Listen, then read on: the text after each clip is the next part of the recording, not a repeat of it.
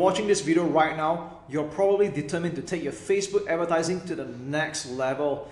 And watch this video only if you have already started running Facebook ads, you're spending some money, or at the very least, you're running your campaign for the last few days. Because what's going to happen next is that I'm going to share with you some of the things that you can do to take your Facebook ads and optimize it to what I just call it, the next level again. All right.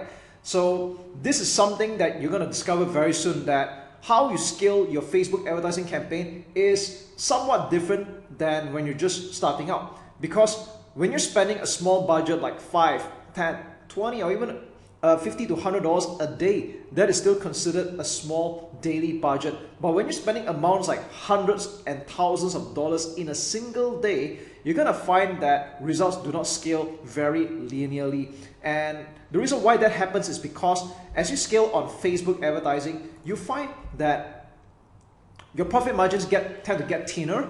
You're trying to reach your advertisement to serve it to a lot more people. And with that said, of course, if you're getting like a 2 to 4 times return on ad spend, sometimes you might even get a 5 to 10 times return on ad spend, depending on how deep the funnel is. But as you start spending more money, you realize that it's just not going to scale in a very linear manner.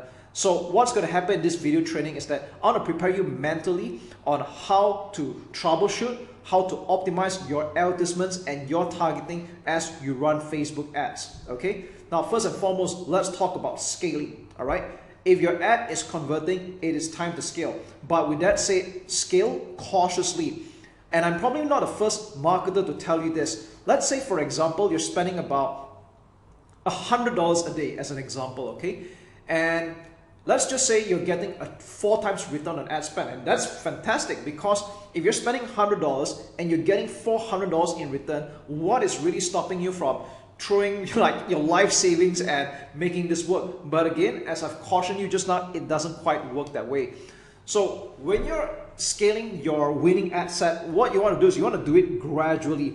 So you want to increase your daily ad spend like by 20 to 30% of ad spend increase, and you don't do it any more than that. Okay, why is that the case? That's because if you're spending $100 a day, you probably want to just edit the budget and change it to like $120 or $130 a day. That's probably what you're going to do. Okay, and if you're thinking about, all right, but I'm actually ready to spend more money than that, I'm ready to spend, like a few $100s in a single day. So what you want to do is that you can make a duplicate of that winning ad set and duplicate it like 3 or 4 times. So for example, if you have a $100 per day ad set that's doing very well and you intend to spend $300 a day, so instead of just editing that campaign or that ad set and change it to $300 a day, what you want to do is you want to duplicate that ad set 3 times, or sorry, another 2 more times, and at $100 each. Because what's happening here is that you'll find that Facebook will optimize the ads a lot better than if you try to chuck everything into a single ad set. Now, don't ask me, I'm not the one who made Facebook, okay, but we just find that this seems to work.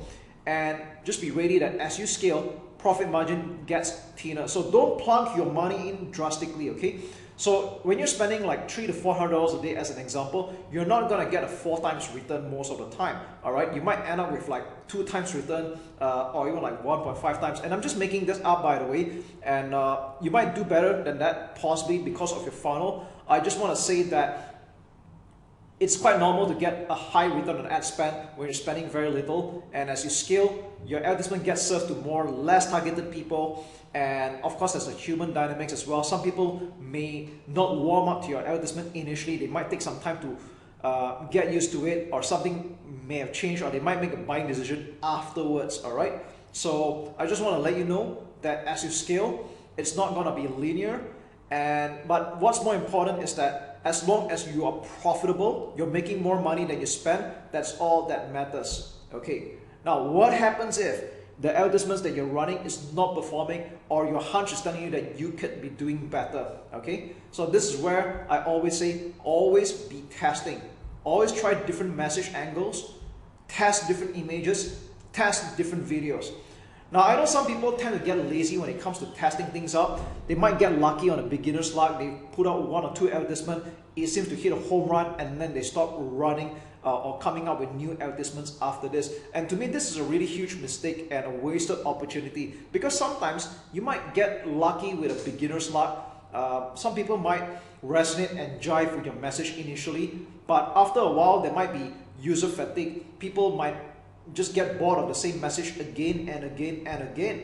So this is where you want to come up with fresh messages that resonates with people. Try different images, try different videos, whether it's short, whether it's long. For example, if you're doing a make money or internet business niche, what are the pain points that people tend to resonate with? Are they fed up of their jobs? Are they sick and tired of stuck in a traditional business? Are they fed up with competitors? Are they struggling with rising costs? All right. So what I just named to you is just some of the different message angles that you could be attacking. All right. Let's talk about losing weight. All right. Some people don't just do it for the sake of losing weight. Some people do it for self-esteem reasons. Some people are doing it for sex. All right. And these are things that people really jive in, but of course don't use the word sex in your ad, by the way, right? And I'm talking about some sensitive markets. You want to be careful with your choice of words. This is something that I talk about in my other parts of my training videos. I just want to say that at the end of the day, there are different motivational triggers for different types of people, and it's your job to keep testing different advertisements, different messages that would resonate with the people, because you can be selling the same product, but you could be marketing to different types of people. All right. Number 3, okay, in your ad set, you will notice that a lot of people tend to use automatic placements where they let Facebook decide where to distribute their budget into various platforms such as Facebook, Instagram, Messenger, and Audience Network. But if I could just give you a little tip here, I would prefer that you skip Audience Network. And what is Audience Network? If you're not aware of what it is, it's basically the advertisements that got served up on newspaper or news websites like CNN, Fox News, and many more. These are like partner sites that have agreed to run ads on behalf of Facebook. Okay. Now, in my experience, I find that even though Facebook allocates a very small budget daily to Audience Network, it's just not that effective. The state of the people that are watching these advertisements from news sites are usually negative. So, and I also noticed on another thing is that spam bots tend to come in from Audience Network as well. So instead of spending like 10-20% of your daily budget into Audience Network as distributed by Facebook, it is better that you just uncheck or untick the Audience Network and allocate that into the rest like Facebook, Instagram, and Messenger. So this is just a slight optimization to help you get the better leads or better cost per result. And yes, so you're kind of wondering what native ads look like when you visit news websites like this. This is where they show your advertisements on. And if you notice, a lot of news websites tend to attract a lot of negative people, and rightfully so, because they always run negative advertisements. Imagine that your offer shows up on news websites where people are already like in a negative state of mind, okay? So don't want to do that. Now, tip number 4. Try out long post. All right. So this might sound counterintuitive because a lot of people that try running Facebook ads for the first time, they might intuitively think that running a short-based ad is a lot better because of people's short attention span. We find that writing long posts actually helps get in more targeted audience, because why would that be the case? Number 1, let's talk about the Facebook algorithm or learning machine. The more you write into your post, of course within reasonable limits, the more that you write, it actually helps tell Facebook, a learning machine, that look, this is the kind of audience that I want to hook in, all right? It helps you find a more targeted audience. And we also find that people that bother to read a long post are also more likely to be qualified and interested. Now, if you want to be a little bit more objective about it, I recommend that you put 2,200 characters or under so that it can appear on both Facebook platform and Instagram ads as well. But there's no true limit for Facebook ads, so even if you write longer than this, that's actually fine. But the only drawback is that this will not appear on Instagram, okay? And for any detractors that think that, oh, people will not want to read a long post, and you might have heard of the famous 9-second attention goldfish attention span here. Now, I just want to say that people are not goldfishes, okay? Now, the truth of the matter is, yes, it's true that we are fighting for the most precious commodity right now, and that is attention span. But I want you to know that people are not goldfishes, because you can write a short advertisement, but if they're just not interested in it, you can put 2-3 lines or a short paragraph and they will still not click on it and take action. Now, on the other hand, if your advertisement jives, okay, and it resonates with the people that it's intended for, you can be writing a short or a long essay, people will still click on it, okay? Tip number 5. So while we're on the topic of long posts, you can also try long videos. Now, most advertisers, for starters, will try doing videos that are below 2 minutes, and there's absolutely nothing wrong with that. But again, falling back on my point earlier, that you want to split test as many creatives as possible. You want to have one short video below 2 minutes, and you want to have one long video that offers more education, more awareness building in your video, and this will help you reel in more qualified leads. And how long should a video be? To be very frank, there's no true length to a video. There's some that can run for like 3 to 5 minutes, and I think that's a good length to look at. You can even run for 5 to 10 minutes, and I've seen videos that run for 2 to 3 hours. There are actually people that upload their entire webinar replay onto a Facebook ad video, okay? And if you're wondering, do people actually watch all the way? That's not true as well. But here's the thing. I've gotten results, I've gotten purchases, I've gotten leads that sign up, and when I look at it, they didn't watch the video all the way, but they did get the idea, alright? It's just like people that read the entire newspaper, they didn't read word for word, but they just browse through the headline and the sub-headlines, they read some parts here and there, they get the idea, and they decided that they want in. And if you review all of your past buying purchases as well, I probably bet you don't actually read every single word that you did or watch the entire video that you've seen, okay? That hardly ever happens, and yet you make buying decisions. You make decisions to sign up for webinars, seminars, or opt-ins, free offers, and anything like that, okay? And number 6, avoid using you and your too often in your ad copy, because this is going to sound counterintuitive, especially to direct response marketers. They will struggle with this normally, okay? Old school direct response marketers normally struggle with this. But you have to understand that when it comes to social media, it's kind of like a networking, a social platform. That's exactly what it is, okay? So you don't want to be adopting a me-to-you communication. You have to treat it like you're in a party. So when you write, you want to be indirect or speak in a very third-party manner. So I'm going to give you some typical bad examples that people write very directly, like, are you fat? Okay, so you don't want to be starting off like that. Or are you facing this problem? You don't want to start off like that. Do you want to find a girlfriend? Clearly not, okay? And even attention real estate agents, to an extent, I do not encourage this way of doing this, because what you're doing is that you're already excluding people and alienating cold audience right off the bat, and this actually indirectly contributes to a bad Facebook ad score overall, okay? Can you imagine that on a more sensitive level, you put something along the lines like, are you a Christian, or attention Muslim people? This is obviously going to be kind of like sensitive altogether, so you want to avoid that kind of language. So even if your ideal audience are Christians or people of a certain religious beliefs or a certain niche of people, so what you want to do is you want to word it in an indirect way. Like, we have helped hundreds of people lose weight, or we have helped hundreds of people transform their body and regain their health since the year 2006. Here's how to increase attractiveness without riches or good looks.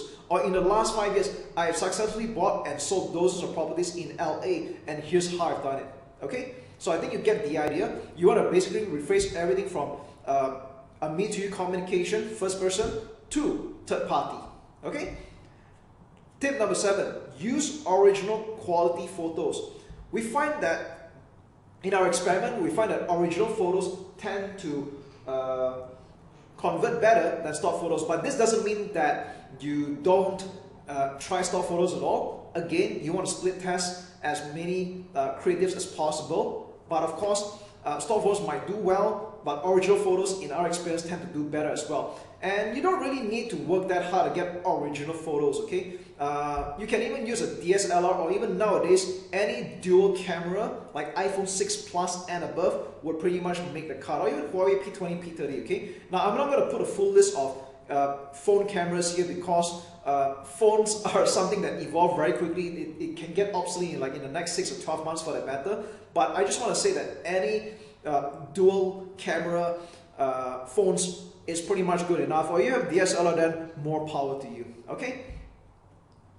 Tip number 6, use eye-catching thumbnails. So even if you're running video ads, you want to mask it with a thumbnail like this that you're seeing here right now. This is one of a very high-performing ad. And if you're not sure how to create thumbnails, you can pretty much just use Photoshop, or if you don't know how to use Photoshop, you can just go to canva.com. You can open an account for free, and it's very intuitive that I don't even need to show you how to use it here. All right, you can basically use it as an absolute beginner. Get on canva.com, it's free to open, and start creating images for your video thumbnail. All right, so if you look at all the high-performing advertisements that are video-based, they rarely ever use a default video picture or a screenshot from the video itself. They always mask it with a thumbnail that you can pretty much edit. But might I remind you, you don't want to put in too much text. You want to make it below 20% of the overall coverage, okay? And I find that 1200 times 628 pixels dimension, or 16 by 9 wide, is the best dimension, all right? And last but not least, as you start building your leads, when you start getting more customers and you hit at least 100 email addresses or 100 phone numbers, what you can do is you can start creating a look-alike audience. So to put it in short, a look-alike audience is a powerful feature by Facebook where you're basically uploading a list of names and you're telling Facebook that you want to find more customers very similar to the list that you have given, all right? And for this to work better, you need to put in a list of a minimum of 100 email addresses and or phone numbers, but email addresses will be more preferred, okay? And of course, the more you have, the better. So if you have like a few hundred or thousands for the matter, that's going to be even better. And you can tell Facebook, I want to find more customers like this. So the way it works is that Facebook works on a percentage basis between 1% to 10%, 1% being the closest percentile towards your choice of audience, 10% being the furthest, okay? Now this is explained in another video training where I show how this is done step by step, but what I want you to know is that as you start getting more leads, more customers, and you hit a minimum of 100 names, email addresses, and or phone numbers, you can start leveraging on lookalike audience, and this is where the fun begins. Now, I know that for some types of businesses, hitting 100 email addresses might seem like a little bit of work at the moment, and that's okay. Until then, you can always use detailed interest and broad targeting, which is getting better and better nowadays as well. All right. So there you have it. These are just some of the 9 methods that you can use to optimize your Facebook advertising and your scaling for that matter. And here's to your marketing success. Last but not least, be patient. Okay, you've got this.